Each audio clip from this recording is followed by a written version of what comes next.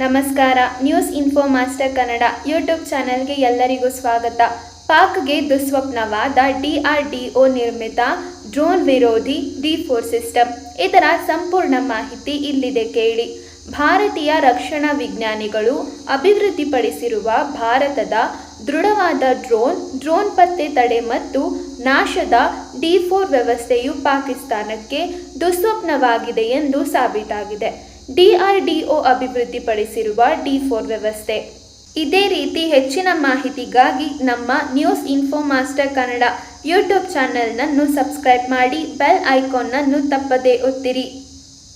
ಪಾಕಿಸ್ತಾನ ಪಶ್ಚಿಮ ಗಡಿಯಲ್ಲಿ ಡ್ರೋನ್ಗಳ ಮೂಲಕ ಭಾರತದ ಮೇಲೆ ದಾಳಿ ಮಾಡಿರುವುದನ್ನು ಮುಂದುವರೆಸುತ್ತಿರುವುದರಿಂದ ರಕ್ಷಣಾ ಸಂಶೋಧನೆ ಮತ್ತು ಅಭಿವೃದ್ಧಿ ಸಂಸ್ಥೆ DRDO ಅಭಿವೃದ್ಧಿಪಡಿಸಿರುವ ಸ್ವದೇಶಿ ರಕ್ಷಣಾ ವ್ಯವಸ್ಥೆಯು D4 ಸಿಸ್ಟಮ್ ಪಾಕಿಸ್ತಾನದ ದಾಳಿಯನ್ನು ತಡೆಯುತ್ತಿದೆ. ಇದು ಗಾಜಾದಲ್ಲಿ ಹಮಾಸ್ ಮತ್ತು ಯೆಮೆನ್ನಲ್ಲಿ ಹೌತಿಗಳ ರಾಕೆಟ್ ದಾಳಿಗಳನ್ನು ತಡೆಯಲು ಇಸ್ರೇಲ್ ಬಳಸುವ ಪ್ರಸಿದ್ಧ ಐರನ್ ಡೋಮ್ ಶೀಲ್ಡ್ಗೆ ಹೋಲುತ್ತದೆ. ಈ ನೆಲ ಆಧಾರಿತ ಬದಲಿಗೆ ಅದೃಶ್ಯ ವ್ಯವಸ್ಥೆಯು ಟರ್ಕಿಯ ಡ್ರೋನ್ ಬಳಸಿಕೊಂಡು ಪಾಕಿಸ್ತಾನದಿಂದ ಮಾಡಲಾಗುತ್ತಿರುವ ಹೆಚ್ಚಿನ ವೈಮಾನಿಕ ದಾಳಿಗಳನ್ನು ಪರಿಣಾಮಕಾರಿಯಾಗಿ ಹೊಡೆದು ಹಾಕುತ್ತಿದೆ.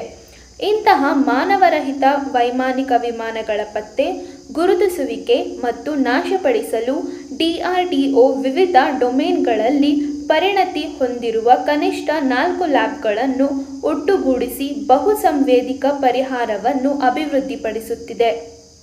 ಇದರಿಂದ ಡ್ರೋನ್ ಬೆದರಿಕೆಗಳನ್ನು ಎದುರಿಸಲು ಪರಿಹಾರವಾಗಿದೆ. ಡ್ರೋನ್ ಡಿಟೆಕ್ಟ್, ಡಿಟಾರ್ ಮತ್ತು ಡೆಸ್ಟ್ರಾಯ್ D4 ಸಿಸ್ಟಮ್ನು 3 ಸೇನೆಗಳಲ್ಲಿ ಯಶಸ್ವಿಯಾಗಿ ಬಳಸಲಾಗುತ್ತಿದೆ. ಶತ್ರು ರಾಷ್ಟ್ರದ ಡ್ರೋನ್ ಗುರುತಿಸುವಲ್ಲಿ ಅತ್ಯಾಧುನಿಕ ವ್ಯವಸ್ಥೆ, ಶತ್ರು ರಾಷ್ಟ್ರಗಳನ್ನು ಗುರಿಯಾಗಿಸಲು ಮತ್ತು ಅವರ ರೆಡಾರ್ ಮತ್ತು ವಾಯು ರಕ್ಷಣಾ ಸಾಮರ್ಥ್ಯಗಳನ್ನು ನಿರ್ಣಯಿಸಲು ಡ್ರೋನ್ಗಳು ಕಡಿಮೆ ವೆಚ್ಚದ ಮಾರ್ಗವಾಗಿದೆ. ಪಾಕಿಸ್ತಾನ ಡ್ರೋನ್ ದಾಳಿ ಮೂಲಕ ಭಾರತದ ವಾಯು ರಕ್ಷಣಾ ಶಸ್ತ್ರಾಸ್ತ್ರಗಳ ಸಂಗ್ರಹವನ್ನು ತಗ್ಗಿಸಲು ಪ್ರಯತ್ನಿಸುತ್ತಿದೆ. D4 ವ್ಯವಸ್ಥೆಯಲ್ಲಿ ರೆಡಾರ್ ಮತ್ತು ರೇಡಿಯೋ ಆವರ್ತನ ಪತ್ತೆ ವ್ಯವಸ್ಥೆಗಳು ಮತ್ತು ಎಲೆಕ್ಟ್ರೋ ಆಪ್ಟಿಕ್ ಐಡೆಂಟಿಫಿಕೇಶನ್ ಸಿಸ್ಟಮ್ಗಳ ಒಳಹರಿವಿನ ಸಂಯೋಜನೆಯಿಂದ ಡ್ರೋನ್ಗಳ ಪತ್ತೆ ಮತ್ತು ಗುರುತಿಸುವಿಕೆಯನ್ನು ಸಾಧಿಸಲಾಗುತ್ತದೆ. ಡ್ರೋನ್ಗಳು ಮಾನವರಹಿತವಾಗಿದ್ದು ಅವುಗಳು ತಮ್ಮ ಸ್ಥಾನಗಳನ್ನು ಮತ್ತು ಅಂತಿಮ ಗುರಿಯನ್ನು ತಿಳಿದುಕೊಳ್ಳಬೇಕು. ಇದನ್ನು GPS ಬಳಸಿಕೊಂಡು ಮಾಡಲಾಗುತ್ತದೆ. ಭಾರತೀಯ D4 ವ್ಯವಸ್ಥೆಯು ಡ್ರೋನ್ಗಳನ್ನು ಗೊಂದಲಗೊಳಿಸಲು ಮತ್ತು ಹಾರಾಟದ ಮಧ್ಯದಲ್ಲಿ ಅವುಗಳನ್ನು ನಾಶ ಮಾಡಲು ಅತ್ಯಾಧುನಿಕ ವ್ಯವಸ್ಥೆಯಾಗಿದೆ. DRDO ಪ್ರಮುಖ ಲ್ಯಾಬ್ ಹೈದರಾಬಾದ್ನ centre of high energy system and science ಅದರ ಅಭಿವೃದ್ಧಿಯಲ್ಲಿ ನಿರ್ಣಾಯಕ ಪಾತ್ರವನ್ನು ವಹಿಸಿದೆ. ಭಾರತೀಯ D4 ವ್ಯವಸ್ಥೆಯು ವಾಹನವಾಗಿರಬಹುದು ಅಥವಾ ಸಂಯೋಜಿತ ಆದೇಶ ಮತ್ತು ನಿಯಂತ್ರಣ ಕೇಂದ್ರದೊಂದಿಗೆ ಸ್ಥಿರವಾಗಿ ಜೋಡಿಸಲ್ಪಟ್ಟಿರುತ್ತದೆ. ವಾಹನ ರೀತಿಯ ವ್ಯವಸ್ಥೆಯನ್ನು ಯುದ್ಧ ತರಹದ ಸಂದರ್ಭಗಳಲ್ಲಿ ಸಕ್ರಿಯವಾಗಿ ಬಳಸಲಾಗುತ್ತದೆ. ಸ್ಥಿರ D4 ವ್ಯವಸ್ಥೆಯು 360 ಡಿಗ್ರಿ ವ್ಯಾಪ್ತಿಯವರೆಗಿನ ಸಣ್ಣ ಡ್ರೋನ್ಗಳನ್ನು ನಾಶಪಡಿಸಬಹುದು. DRDO ಪ್ರಕಾರ ಮೇಕ್ ಇನ್ ಇಂಡಿಯಾ ಪರಿಕಲ್ಪನೆಯಲ್ಲಿ D4 ವ್ಯವಸ್ಥೆಯನ್ನು ಭಾರತದಲ್ಲಿ ಭಾರತ್ ಎಲೆಕ್ಟ್ರಾನಿಕ್ಸ್ ಲಿಮಿಟೆಡ್ BEL ಜೊತೆಗೆ ಬಹು ಭಾರತೀಯ ಕೈಗಾರಿಕೆಗಳ ಪರಿಸರ ವ್ಯವಸ್ಥೆಯೊಂದಿಗೆ ತಯಾರಿಸಲಾಗುತ್ತಿದೆ.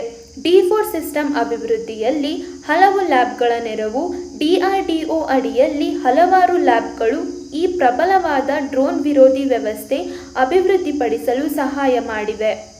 ಇದರಲ್ಲಿ ಬೆಂಗಳೂರಿನ ಎಲೆಕ್ಟ್ರಾನಿಕ್ಸ್ ಮತ್ತು ರೆಡಾರ್ ಡೆವಲಪ್ಮೆಂಟ್ ಎಸ್ಟಾಬ್ಲಿಷ್ಮೆಂಟ್ LRDE, ಹೈದರಾಬಾದಿನ defence electronics research laboratory DLRL, high energy system and science centre CHESS ಮತ್ತು ಡೆಹ್ರಾಡೂನ್ನ instrument research and development establishment IRDE ಸೇರಿವೆ. ಸುಧಾರಿತ ಭದ್ರತಾ ಕ್ರಮದ ಭಾಗವಾಗಿ ದೇಶದ ಪ್ರಮುಖ ರಾಷ್ಟ್ರೀಯ ಕಾರ್ಯಕ್ರಮಗಳಲ್ಲಿ D4 ಡ್ರೋನ್ ವಿರೋಧಿ ವ್ಯವಸ್ಥೆಯನ್ನು ಸಹ ನಿಯೋಜಿಸಲಾಗುತ್ತಿದೆ. ಪಾಕ್ ದಾಳಿಯನ್ನು ವಿಫಲಗೊಳಿಸಿದ ಭಾರತದ ಸುದರ್ಶನ ಚಕ್ರ S-400 ಇದರ ತಾಕತ್ತಿನ ಬಗ್ಗೆ ತಿಳಿದುಕೊಳ್ಳಲೇಬೇಕು. ಸುದರ್ಶನ ಚಕ್ರ S-400 ಅಂದರೇನು? ಆಪರೇಷನ್ ಸಿಂಧೂರನಲ್ಲಿ ಭಾರತೀಯ ಸೇನೆ ಮತ್ತೊಂದು ಮೈಲುಗಲ್ಲು ಸಾಧಿಸಿದೆ. ಪಾಕಿಸ್ತಾನದ HQ-9 ಡಿಫೆನ್ಸ್ ಸಿಸ್ಟಮ್ ಅನ್ನು ಭಾರತದ ಕಮಕಜೈ ಡ್ರೋನ್ ನಾಶಪಡಿಸಿದೆ. ಅಂದರೆ ಭಾರತದ ಡ್ರೋನ್ ದಾಳಿಯಲ್ಲಿ ಪಾಕಿಸ್ತಾನದ ಲಾಹೋರ್ ನಗರದಲ್ಲಿದ್ದ ಏರ್ ಡಿಫೆನ್ಸ್ ಸಿಸ್ಟಮ್ ಸಂಪೂರ್ಣ ಉಡೀಸಾಗಿದೆ. ಹಾಗಾದರೆ ಪಾಕ್ನ drone, missile, air defence system ಉಡೀಸ್ ಮಾಡಿದ ಭಾರತದ ಏರ್ ಡಿಫೆನ್ಸ್ ಸಿಸ್ಟಮ್ S-400 ತಾಕತ್ತಿನ ಬಗ್ಗೆ ತಿಳಿದುಕೊಳ್ಳಿ. ಆಪರೇಷನ್ ಸಿಂಧೂರ್ಗೆ ಪ್ರತೀಕಾರವಾಗಿ ಪಾಕಿಸ್ತಾನ ನಡೆಸಿದ ವೈಮಾನಿಕ ದಾಳಿಯನ್ನು ಭಾರತೀಯ ವಾಯುಪಡೆ ವಿಫಲಗೊಳಿಸಿದೆ. ಬುಧವಾರ ಮೇ 7 ತಡರಾತ್ರಿ ಉತ್ತರ ಮತ್ತು ಪಶ್ಚಿಮ ಭಾರತದ ಹಲವು ಸ್ಥಳಗಳನ್ನು ಗುರಿಯಾಗಿಸಿಕೊಂಡು ಪಾಕಿಸ್ತಾನ ಡ್ರೋನ್ ಮತ್ತು ಕ್ಷಿಪಣಿ ದಾಳಿ ನಡೆಸಿದೆ. ಆದರೆ ಭಾರತ ಇದನ್ನು ವಿಫಲಗೊಳಿಸುವಲ್ಲಿ ಯಶಸ್ವಿಯಾಗಿದೆ. ಚಂಡೀಗಢ, ಅವಂತಿಪುರ, ಜಲಂಧರ್, ಲುಧಿಯಾನಾ, ಅಮೃತ್ಸರ, ಪಠಾಣ್ಕೋಟ್, ಕರ್ಪೂರ್ತಾಲ, ನಲಾ, ಫಲೋಡಿ, ಉತ್ತರಾಲೈ, ಭುಜ್, ಜಮ್ಮು ಶ್ರೀನಗರ, ಆತಂಪುರ, ಬಟಿಂಡಾ ಮೇಲೆ ಪಾಕ್ ಕ್ಷಿಪಣಿ ದಾಳಿಗೆ ಯತ್ನಿಸಿದೆ. ಆದರೆ ಇದನ್ನು ಭಾರತದ S-400 ಏರ್ ಡಿಫೆನ್ಸ್ ಸಿಸ್ಟಮ್ ಹೊಡೆದುರುಳಿಸಿದೆ. ಈ ಬಗ್ಗೆ ಭಾರತ ಅಧಿಕೃತವಾಗಿ ಖಚಿತಪಡಿಸಿದೆ. ಈಗ ಭಾರತದ ರಕ್ಷಣೆಗೆ ಬಳಕೆಯಾಗಿದ್ದು ಅಮೆರಿಕದ ವಿರೋಧದ ನಡುವೆಯೇ ಭಾರತ ಖರೀದಿಸಿದ್ದ S-400 ಏರ್ ಡಿಫೆನ್ಸ್ ಸಿಸ್ಟಮ್. ನಿನ್ನೆ ಮೇ 7 ರಾತ್ರಿ ಭಾರತದ 15 ನಗರಗಳ ಮೇಲೆ ಪಾಕಿಸ್ತಾನ ಮಿಸೈಲ್ ದಾಳಿ ನಡೆಸಿದ್ದು ಅದನ್ನು S-400 ಏರ್ ಡಿಫೆನ್ಸ್ ಸಿಸ್ಟಮ್ ಸಂಪೂರ್ಣವಾಗಿ ವಿಫಲಗೊಳಿಸಿದೆ. ಭಾರತದ ರಕ್ಷಣಾ ಬತ್ತಳಿಕೆಯಲ್ಲಿರುವ ಪ್ರಮುಖ ಅಸ್ತ್ರ S-400 ಏರ್ ಡಿಫೆನ್ಸ್ ಸಿಸ್ಟಮ್ ಭಾರತವನ್ನು ರಕ್ಷಿಸಿದೆ. ಈ S-400 ಏರ್ ಡಿಫೆನ್ಸ್ ಸಿಸ್ಟಮ್ ಇಸ್ರೇಲ್ನ ಐರನ್ ಡೋಮ್ ರೀತಿ ಕೆಲಸ ಮಾಡುತ್ತೆ. ಭಾರತಕ್ಕೆ ವೈರಿ ರಾಷ್ಟ್ರಗಳ ವಾಯು ದಾಳಿ, ಮಿಸೈಲ್ ದಾಳಿಯಿಂದ ಇದು ಸಂಪೂರ್ಣ ರಕ್ಷಣೆ ನೀಡುತ್ತೆ. S-400 ಅನ್ನು ಸುದರ್ಶನ ಚಕ್ರ ಅಂತ ಕರೆಯಲಾಗುತ್ತೆ.